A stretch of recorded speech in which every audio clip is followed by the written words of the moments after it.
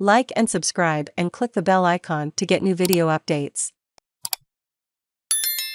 Sydney News. Man guilty of 1988 Scott Johnson murder to be sentenced. Here is what you need to know this morning.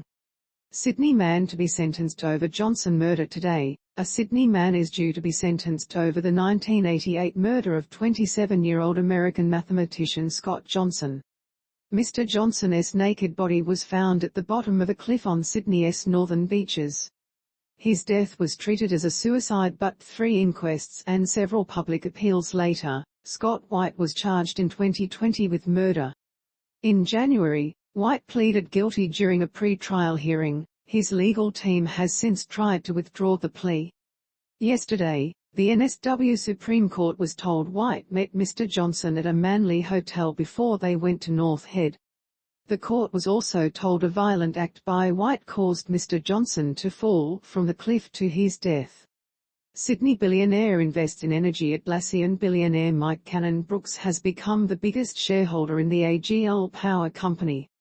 Mr. Cannon Brookes' investment group, Grok Ventures, acquired a more than 11% stake in the company, making it the largest shareholder.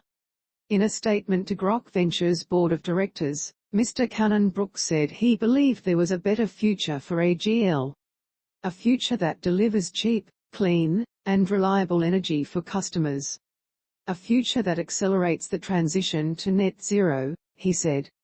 Mr. Cannon Brookes previously pledged to put $1.5 billion into the climate change sector on top of investment in companies with a decarbonisation plan. AGL is Australia's largest electricity generator and was last year ranked highest as Australia's largest greenhouse carbon emitter.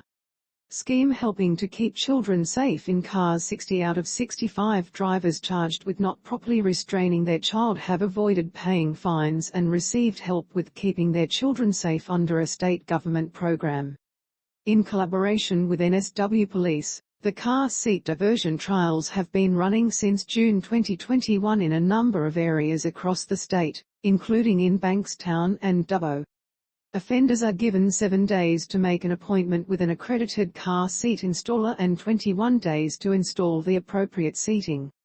A certificate issued by the installer is the proof needed for the $352 fee to be waived. NSW Finance Minister Damien Tudehope said the results had been pretty good so far. It's a cheap fix for a problem that can be so serious, he said. If we value our children, then the first and most primary thing to do when we read travelling in a car is to make sure they read properly restrained. He said some violations were issued to parents for failing to keep up with the correct car seat for a child's age and size. Drivers found to have a child incorrectly seated can also incur 3 demerit points.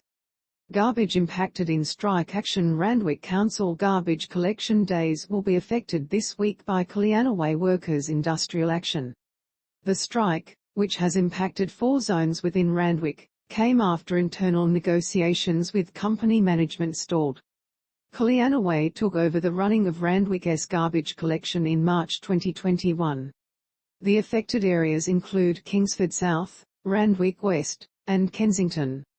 Coroner's Court at breaking point. The chair of an upper house inquiry into the NSW Coroner's Court has described it as being at breaking point. The inquiry's final report has made 35 recommendations for change, including that the court be restructured and a financial support scheme be put in place for families participating in inquests. The inquiry chairman, Labor MLC Adam Searle, says all but one recommendation has received unanimous support from the multi-party committee.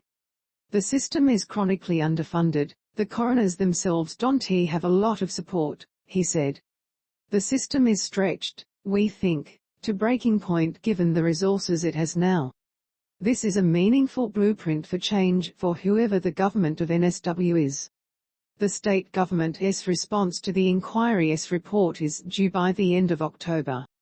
Tuesday's weather mostly sunny. Posted 11 hours ago, updated 8 hours ago.